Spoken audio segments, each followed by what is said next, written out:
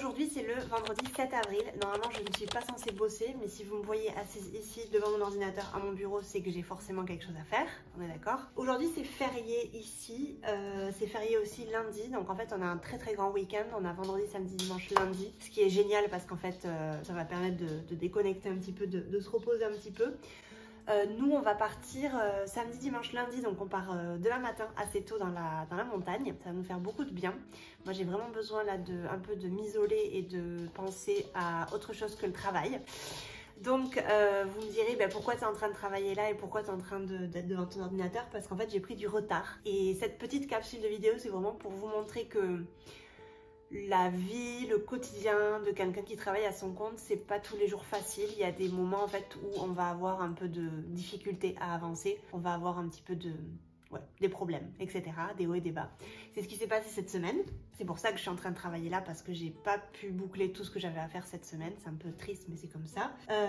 Si vous êtes abonné à ma newsletter, vous avez forcément reçu l'email que j'ai envoyé hier dans lequel je parle de ça. Je parle des fluctuations de motivation, que c'est cyclique, que généralement on a des hauts et des bas, c'est tout à fait normal. Et quelquefois on va être très en haut parce qu'on va avoir beaucoup d'énergie, et quelquefois on va être très en bas parce qu'on n'en aura pas. Et en fait c'est ok, c'est tout à fait normal en fait d'avoir des changements comme ça d'énergie.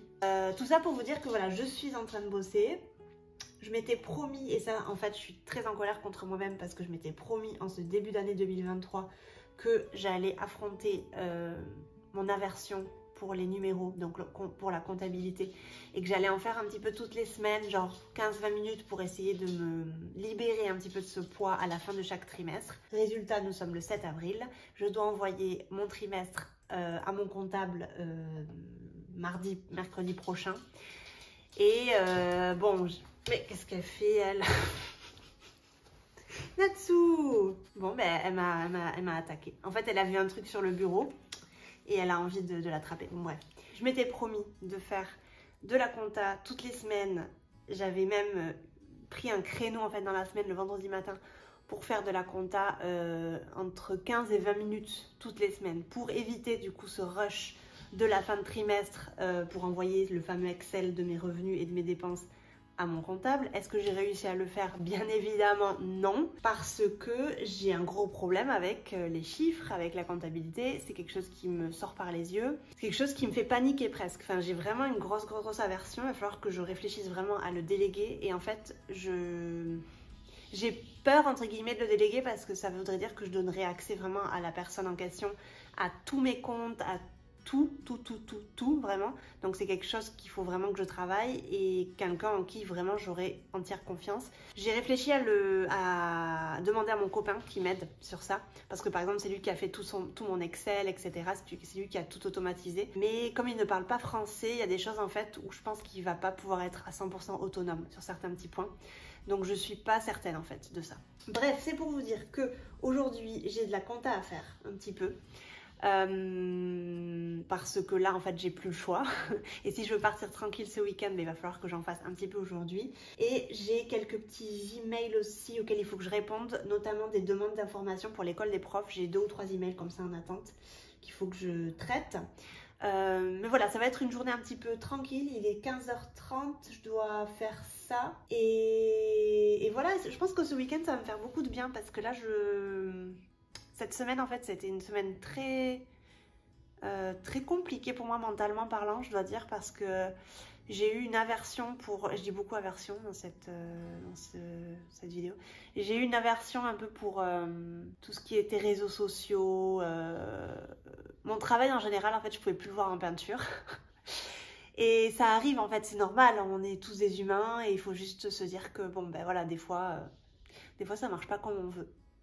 Et c'est pas grave, voilà, parce que quelquefois il se passe ça, mais après ça reviendra. Et je sais que des fois j'ai au taquet d'énergie et je suis à 100 à l'heure et je pourrais bosser 12 heures par jour, et il y a des fois où je déteste tout, où j'ai besoin de faire une grosse pause des réseaux sociaux, du contenu, parce que des fois j'ai l'impression qu'il faut toujours produire du contenu. Et en fait, si on se lâchait la grappe un petit peu, peut-être que ce serait pas mal. Donc voilà, je vais continuer sur ce chemin-là. Partir un peu en week-end demain. Si j'ai la foi et si j'ai envie surtout, je vous ferai des petites capsules vidéo là-bas pour vous montrer un petit peu ce qu'on fait. Et puis je vous retrouve la semaine prochaine pour vous montrer d'autres petites parties comme ça de mon mois d'avril. Et voilà, dites-moi si ça vous plaît ce petit concept de carnet de bord, parce que je pense que c'est intéressant et c'est chouette de vous montrer un petit peu les coulisses et ce que je fais un petit peu de mes journées, mes difficultés, mes réussites et aussi ce que je pense au quotidien de mon travail. Voilà, à plus tard.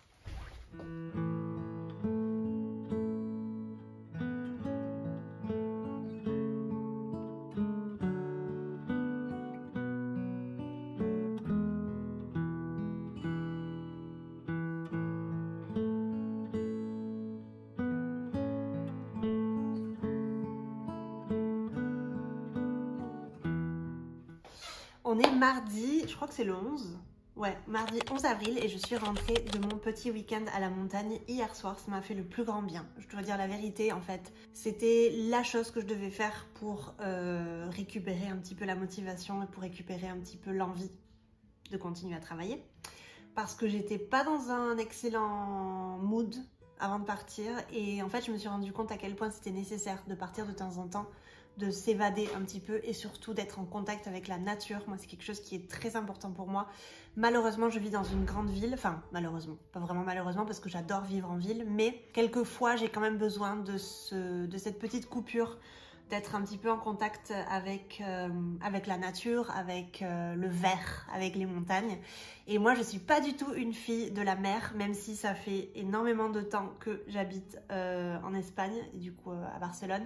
Je suis pas du tout quelqu'un qui aime la mer, mais j'adore la montagne et ça m'a fait beaucoup de bien.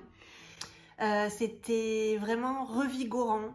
Ça m'a permis de me reconnecter un petit peu à moi-même et ça m'a permis de me poser des questions. Je suis vraiment en train de...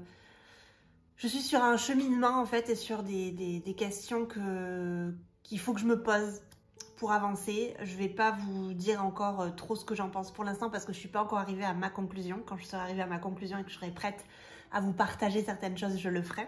Mais pour l'instant, j'ai besoin en fait d'être un peu en processus de réflexion. Mais ça m'a fait beaucoup de bien. Donc aujourd'hui c'est mardi, je reprends le travail doucement parce que je sais que je vais pas... ce serait pas très logique de ma part de reprendre à fond les ballons, donc je reprends doucement. Il est actuellement 13h et dans une heure, à 14h, j'ai un entretien avec Melek qui fait partie de l'école des profs. C'est une professeure qui s'adresse à des... en fait, elle a un petit peu de deux publics, elle s'adresse à des Turcs et à des Français et elle enseigne principalement à des femmes. Et j'avais très envie de l'interviewer pour le podcast, du coup pour mon podcast L'école des profs. Si tu ne sais pas que j'ai un podcast, je t'invite à aller l'écouter parce que je donne plein de conseils de manière complètement gratuite. Le podcast sort tous les jeudis de chaque semaine. Donc le podcast avec Melek va sortir, c'était quand? C'est quand? En juin, oui, je dis n'importe quoi. Il va sortir début juin, donc n'hésite pas si tu veux aller la suivre. Je te mettrai bien évidemment son compte Instagram dans la barre d'infos pour que tu puisses voir un petit peu ce qu'elle fait. Mais c'est très intéressant et vu qu'elle est dans un marché très niché, je voulais vraiment l'interviewer et montrer aux personnes qui me suivent à quel point quand on se niche en fait on va carrément plus vite. Donc voilà, j'ai cette interview à 14h et comme je t'en avais parlé la semaine dernière, j'ai encore ma compta à faire parce que j'ai pas terminé. Je dois envoyer l'Excel vendredi, donc j'ai aujourd'hui, mercredi, vendredi, jeudi et vendredi, j'ai 4 jours donc ça va aller. Je pense que je peux complètement le bloquer aujourd'hui, enfin le boucler aujourd'hui voire demain, donc c'est pas un problème.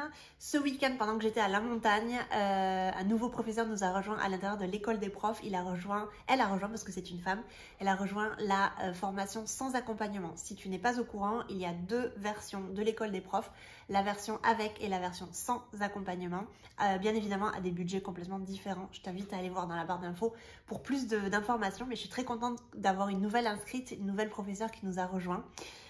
Et puis voilà, finalement, j'ai pas plus à te raconter parce que c'était un week-end vraiment très reposant, très intime avec mon chéri et moi seulement. On a beaucoup parlé de notre chien qui nous manquait beaucoup.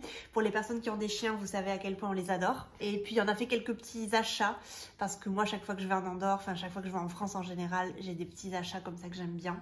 Des gels douche, des shampoings, j'aime beaucoup le petit Marseillais, donc j'achète toujours des trucs un petit peu du petit Marseillais, de la bouffe aussi, bien évidemment. J'ai acheté un chocolat, je vais vous montrer ça.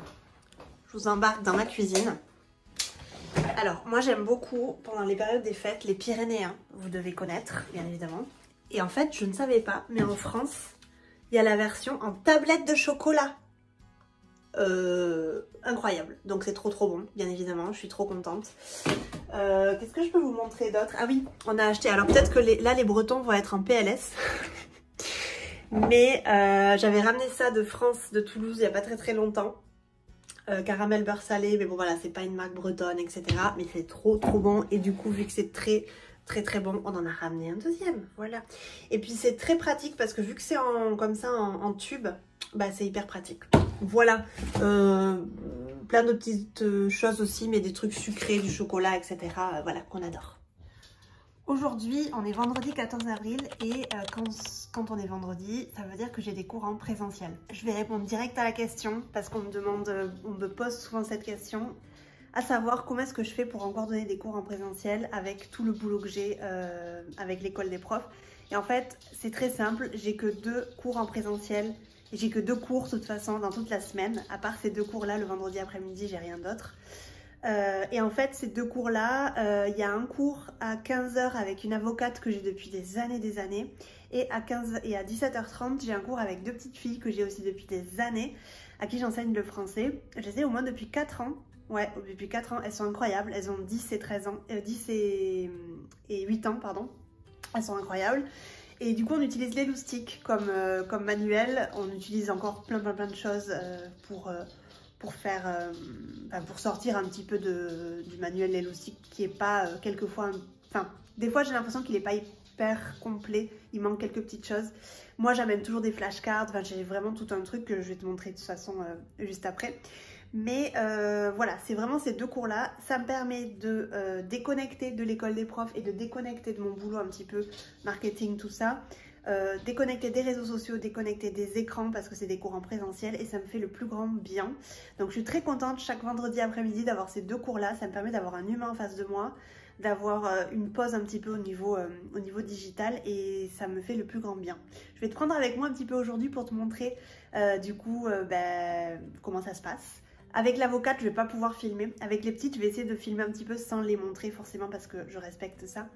Mais voilà, je vais essayer de te prendre un petit peu avec moi et je vais te montrer un petit peu ce que j'emporte aujourd'hui avec moi pour leur faire cours aux petites, Donc ça c'est un peu ma caverne d'Alibaba, tu vois, j'ai plein de cartes qu'on utilise, enfin que j'ai créées au cours de toutes ces années. Tu vois, j'ai un comment on dit en français, un plastificateur, je sais plus comment on dit en français, pour plastifier, tu sais, donc j'utilise des trucs en plastique là pour les rendre un peu plus durs. J'ai vraiment de tout, généralement c'est étiqueté pour pas que je perde trop le fil. Tu vois, là c'était des trucs d'avant parce que forcément ça, bon, elles en ont plus besoin, les moi non plus. Et là aussi j'ai tout un... Oui, à tes souhaits, à tes souhaits. Dis-oui toi. Et là j'ai plein d'autres cartes aussi. Généralement ça c'est tout ce que je prends avec moi parce que c'est tout ce dont on a besoin. Donc là je vais faire un peu le tri. Je vais voir un petit peu ce qu'il faut qu'on prenne aujourd'hui selon en fait. À tes souhaits. À tes souhaits. Elle a des allergies la pauvre en ce moment. Danser. Tu aimes danser? Ouais. Ouais, et toi? Oui. Tu aimes danser aussi? Ouais. Quel est le passé de lire? Loup. Oh, super! Bon, c'est le week-end. Aujourd'hui, on est samedi 16 avril, je crois. Et je me suis rendu compte que je vous ai pas parlé de quelque chose qui était hyper important et hyper intéressant aussi, selon moi, qui est que la semaine dernière, c'était mercredi, ouais, ou jeudi, mercredi, je crois. On a reçu Cynthia Cravo à l'intérieur de l'école des profs pour faire une masterclass et c'était vraiment trop chouette. Cynthia Cravo, c'est un peu, je l'appelle la queen du digital. Si tu la connais pas, va voir dans la description, il y a le lien vers sa chaîne YouTube et vers son compte Instagram. Et en fait, je lui ai proposé de nous faire un petit atelier à l'école des profs pour nous parler de la classe inversée parce que c'est un peu son domaine d'expertise lié au LMS. Et elle nous a fait une super masterclass, vraiment pépite, et je pense que les profs ont adoré. Elle nous a vraiment parlé de tout ça. Ça a duré pas mal de temps, ça a duré une bonne heure 40, 1h45 à peu près. On a pris quand même 20 minutes, 20-30 minutes pour répondre aux questions des profs, c'était super. Et tout ça pour te dire que à l'intérieur de l'école des profs, tous les 2-3 mois à peu près, je fais intervenir des experts de choses vraiment complètement que moi je ne domine absolument pas, pour permettre aux profs en fait d'avoir toutes les clés pour pouvoir construire une entreprise solide et avoir toujours des connaissances qui s'ajoutent un petit peu dans leur cerveau, parce que je pense que c'est très intéressant et important quand on est indépendant de toujours se former et d'avoir des connaissances en plus, etc. Donc ça c'est super. Et voilà, je voulais te dire juste qu'on avait accueilli Cynthia Cravo à l'école des profs, c'était trop bien. Et il est en replay, de toute façon, si tu rejoins l'école des profs à partir d'aujourd'hui, c'est en replay, donc tu peux avoir du coup l'atelier. Par contre, c'est que pour la formule premium, parce que dans la formule essentielle, les masterclass ne sont pas disponibles. Voilà, je suis un peu en coma parce que là je suis dans mon lit. On sort un petit peu du truc général où on se retrouve tout le temps dans mon salon. Là, on se retrouve dans mon lit. Je suis un peu en coma parce qu'on a mangé trop de sushi ce midi. On est allé dans mon restaurant préféré japonais ici à Barcelone. Et j'ai mon frère en ce moment qui est là de Toulouse. Donc du coup, je l'ai amené manger des sushis parce qu'il adore ce restaurant aussi. Et en fait, j'ai trop mangé. Voilà. Donc au programme aujourd'hui, on a fini toutes les emplettes qu'on devait faire. Et je pense que je vais rester ici parce que on a pas trop de choses à faire. Demain, on a des petites choses à faire. Mais cet après-midi, moi, ce que je voudrais faire, c'est continuer à lire ce que je suis en train de lire. Je t'en parlerai peut-être plus tard dans la vidéo. Et me reposer, parce que c'est aussi important de se reposer. Et je dis tout le temps aux profs que j'accompagne que le repos, c'est aussi important que le travail. Si on n'est pas capable de se reposer, on n'est pas capable de travailler à fond les ballons, parce que ça requiert quand même pas mal d'énergie. Et du coup, moi, je prends toujours les week-ends pour du repos. J'aime pas du tout, par exemple, avoir des week-ends hyper chargés, devoir voir plein de gens, etc. Et le week-end dernier, on était à la montagne, donc on a été tout le week-end pendant 3 jours hors de chez nous, quoi. Enfin, on faisait des trucs un petit peu, voilà. Et donc, du coup, je sens que là, ce week-end, j'ai envie de déconnecter un petit peu, de rester un peu à la maison. Et demain, je pense qu'on sortira parce qu'on a des trucs à faire. Et j'aimerais bien aller au musée parce qu'il y a une super expo sur les portraits du musée du Prado à Madrid, qui est en ce moment à Barcelone. Donc j'aimerais bien faire ce musée, enfin cette expo peut-être demain. Voilà, si j'ai la foi, je vous prendrai un petit peu avec moi. Sinon on se retrouve début de semaine prochaine pour continuer un petit peu ce carnet de bord. J'espère que ça vous plaît. Moi en tout cas je m'éclate à vous partager des petits fragments comme ça du mois. Voilà.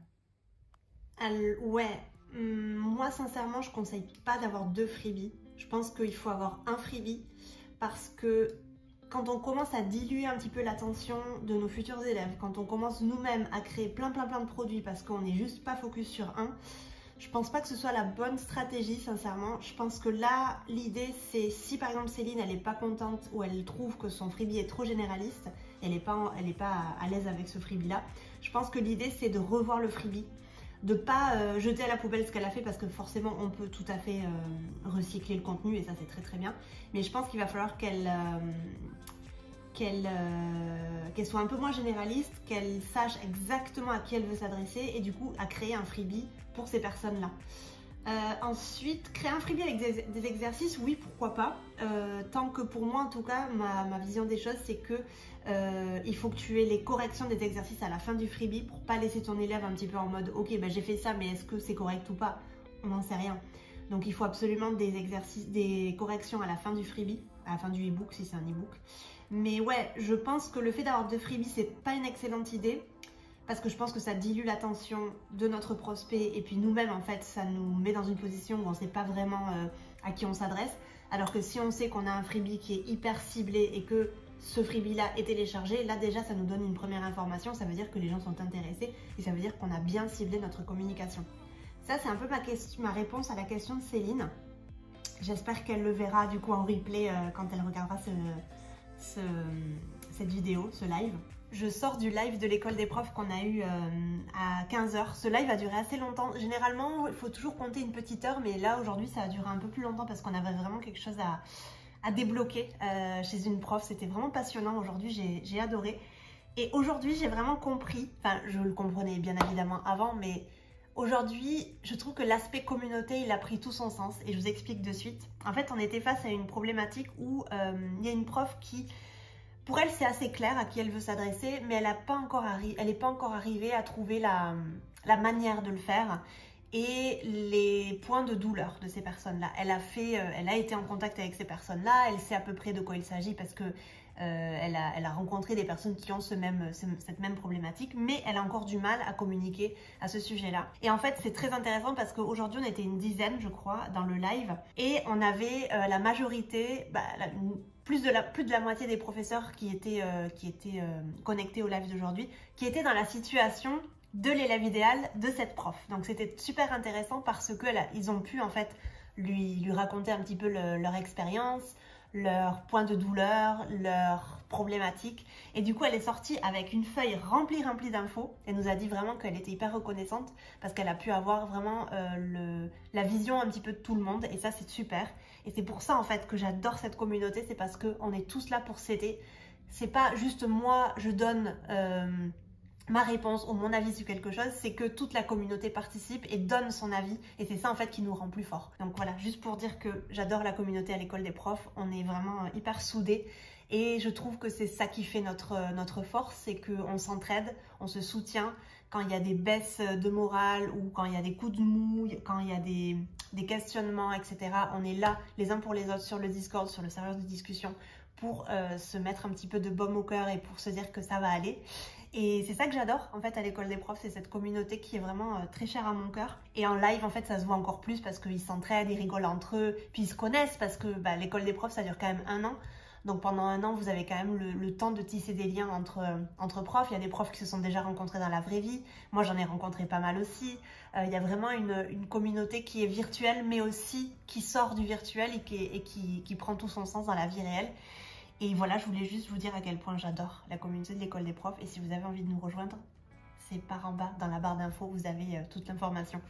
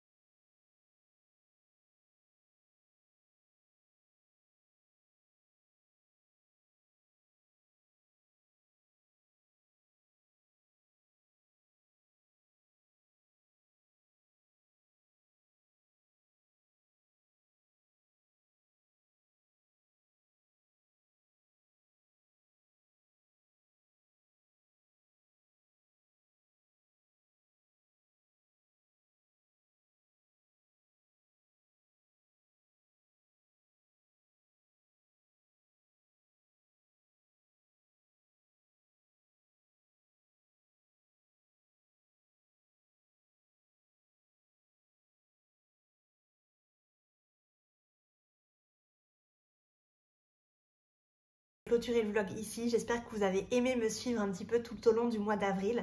Je trouve que c'est sympa parce que je vous montre des choses de boulot mais des choses pas de boulot aussi, et je pense que c'est assez intéressant pour voir un petit peu ma vie et ce que je fais, etc. au quotidien.